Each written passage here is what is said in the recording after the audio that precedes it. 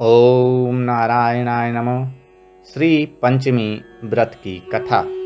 कृपया इस वीडियो को लाइक करें और ऐसी धार्मिक जानकारी पाने के लिए हमारे चैनल को सब्सक्राइब करें।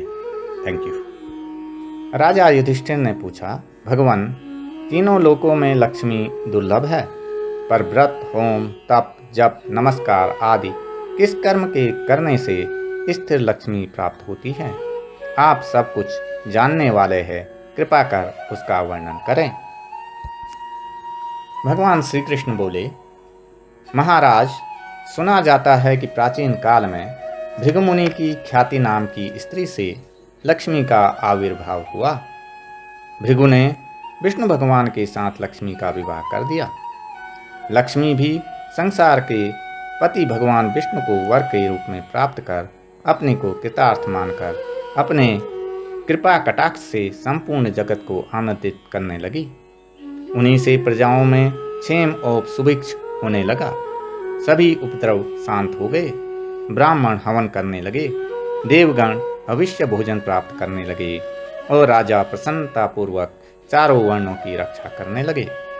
इस प्रकार देवगणों को अतीव आनंद में निमग्न देख विरोचन आदि दैत्यगण लक्ष्मी की प्राप्ति के लिए तपस्या एवं यज्ञ याग आदि करने लगे। वे सब भी सदाचारी और धार्मिक हो गए। फिर दैत्यों के पराक्रम से सारा संसार आक्रांत हो गया। कुछ समय बाद देवताओं को लक्ष्मी का मद हो गया। उन लोगों के सोच, पवित्रता, सत्यता और सभी उत्तम आचार नष्ट होने लगे। देवताओं को सत्य आदि शील तथा पवित्रता से रहित देखकर लक्ष्मी दैत्यों के पास चली गई और देवगण श्रीविहीन हो गए। दैत्यों को भी लक्ष्मी की प्राप्ति होते ही बहुत गर्व हो गया और दैत्यगण परस्पर कहने लगे कि मैं ही देवता हूँ, मैं ही यज्ञ हूँ, मैं ही ब्राह्मण हूँ, संपूर्ण जगत मेरा ही स्वरूप है। ब्रह्मा, विष्णु, इंद्र, चंद्र आदि सब मैं ही हूँ।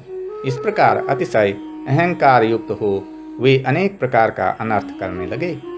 अहंकार मति दैत्यों की भी यह दशा देखकर व्याकुल हो वह भृगु कन्या भगवती लक्ष्मी क्षीर सागर में प्रविष्ट हो गई। क्षीर सागर में लक्ष्मी के प्रवेश करने से तीनों लोग श्रीविहीन होकर अत्यंत निस्तेज से हो गए। तब देवराज इंद्र ने अपने गुरु बृहस्पति से पूछा, महाराज, कोई ऐसा व्रत बताएं जिसका अनुष्ठान करने से पुनः स्थिर लक्ष्मी की प्राप्ति हो जाए। देवगुरु बृहस्पति बोले, देवेंद्र, मैं इस संबंध में आपको अत्यंत गोपनीय श्री पंचमी व्रत का विधान बतलाता हूँ। इसके करने से आपका अभिष्ट सिद्ध होगा। ऐसा कहकर देवगुरु बृहस्पति ने देवराज इंद्र को श्री पंचमी व्रत की सांगोपांग विधि बतलाई। तदनुसार इंद्र ने उसका विधिवत आचरण किया। इंद्र को व्रत करते देखकर विष्णु आदि सभी देवता, दैत्य, दानव, गंधर्व, यक्ष, राक्षस, सिद्ध, विद्याधर, नाग, ब्राह्मण, ऋषिगण तथा राजागण भी यह व्रत करने लगे। कुछ काल के अनंतर व्रत समाप्त कर उत्तम बल और तेज पाकर सबने विचार किया कि समुद्र को मथ कर लक्ष्मी और अमृत को ग्रहण करना चाहिए। यह विचार कर देवता और असुर मंदर पर्वत को मथानी और वासुकी नाग को रस्सी बनाकर समुद्र मंथन करने लगे। फलस्वरूप सर्वप्रथम शीतल किरणों वाले अति उज्ज्वल चंद्रमा प्रकट हुए। फिर देवी लक्ष्मी का प्रादुर्भाव हुआ। लक्ष्मी के कृपा कटाक्ष को पाकर सभी देवता और दैत्य परम आनंदित हो गए। भगवती लक्ष्मी ने भगवान विष्णु के वक्षस्थल का आश्रय ग्रहण किया। भगवान विष्णु ने इस व्रत को किया था। फलस्वरूप लक्ष्मी ने इनका वरण किया। इंद्र ने राजस भाव से व्रत किया था, इसलिए उन्होंने त्रिभुवन का राज्य प्राप्त किया। दैत्यों ने तामस भाव से व्रत किया था, इसलिए ऐश्वर्य पाकर भी वे ऐश्वर्यहीन हो गए। महाराज, इस प्रकार इस व्रत के प्रभाव से श्री विहीन संपूर्ण जगत फिर से श्री युक्त हो गया। महाराज युधिष्ठिर ने पूछा, यदुत्तम, यह श्री पंचमी व्रत किस विधि से किया जाता है? कब से यह प्रारंभ होता है और इसकी पारायणा कब होती है? आप इसे बताने की कृपा करें। भगवान श्री कृष्ण बोले, महाराज, यह व्रत मांगशीर्ष मास के शुक्ल पक्ष की पंचमी को करना चाहिए। प्रातः उठकर शौच, दंत धावन आदि से निवृत्त हो व्रत के नियम को धारण करें। फिर नदी में अथवा घर पर ही स्नान करें। 2 वस्त्र धारण कर देवता और पितरों का पूजन तर्पण कर घर आकर लक्ष्मी का पूजन करें। सुवर्ण, चांदी, ताम्र, आरकूट, काष्ठ की अथवा चित्रपट में भगवती लक्ष्मी की ऐसी प्रतिमा बनाएं जो कमल पर विराजमान हो, हाथ में कमल पुष्प धारण किए हो, सभी आभूषणों से अलंकृत हो, उनके लोचन कमल के समान हो और जिन्हें 4 श्वेत हाथी सुवर्ण के कलश के जल से स्नान करा रहे हो। इस प्रकार की भगवती लक्ष्मी की प्रतिमा की निम्नलिखित नाम मंत्रों से ऋतुकालोद्भूत पुष्पों द्वारा अंग पूजा करें। ओम चपलाये नमः पादो पूजयामि। ओम चंचलाये नमः जानुनी पूजयामि। ओम कमलवासिन्ये नमः कटी पूजयामि।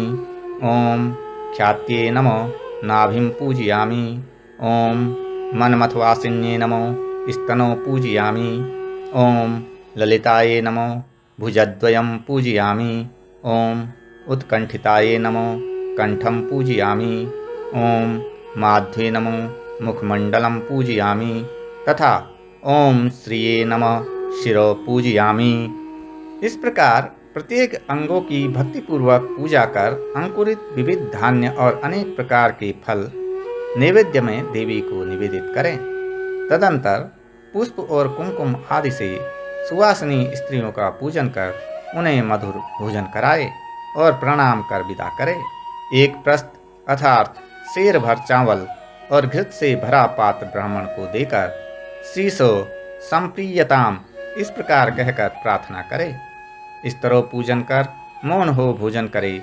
प्रतिमास यह व्रत करे और श्री लक्ष्मी, कमला, संपत, रमा, नारायणी, पद्मा, धृति, स्थिति, पुष्टि, रिद्धि तथा सिद्धि इन 12 नामों से क्रमशः 12 महीनों में भगवती लक्ष्मी की पूजा करें और पूजन के अंत में प्रियताम ऐसा उच्चारण करें।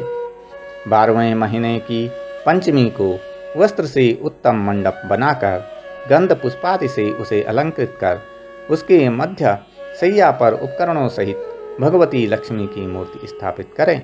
8 मोती, नेत्रपट, सप्त धान्य, खड़ाऊं, जूता, छाता, अनेक प्रकार के पात्र और आसन वहां उपस्थित करें। तदंतर लक्ष्मी का पूजन कर वेद वेत्ता और सदाचार संपन्न ब्राह्मण को सवत्सा गो सहित यह सब सामग्री प्रदान करे। यथाशक्ति ब्राह्मणों को भोजन कराकर उन्हें दक्षिणा दें। अंत में भगवती लक्ष्मी से रिद्धि की कामना से इस प्रकार प्रार्थना करें। ओम क्षीराब्धि मथनो भूते विष्णु वक्षस्थलालये सर्वकाम प्रदे देवी रिद्धिं यच्छ नमस्तुते। हे देवी, आप क्षीर सागर के मंथन से उद्भूत है। भगवान विष्णु का वक्षस्थल आपका अधिष्ठान है। आप सभी कामनाओं को प्रदान करने वाली है, अतः मुझे भी आप रिद्धि प्रदान करें। आपको नमस्कार है। जो इस विधि से श्री पंचमी का व्रत करता है वह अपने 21 कुलों के साथ लक्ष्मी लोक में निवास करता है। जो सौभाग्यवती स्त्री इस व्रत को करती है वह सौभाग्य, रूप, संतान और धन से संपन्न हो जाती है तथा पति को अत्यंत प्रिय होती है। ओम गोविंदाय नमः।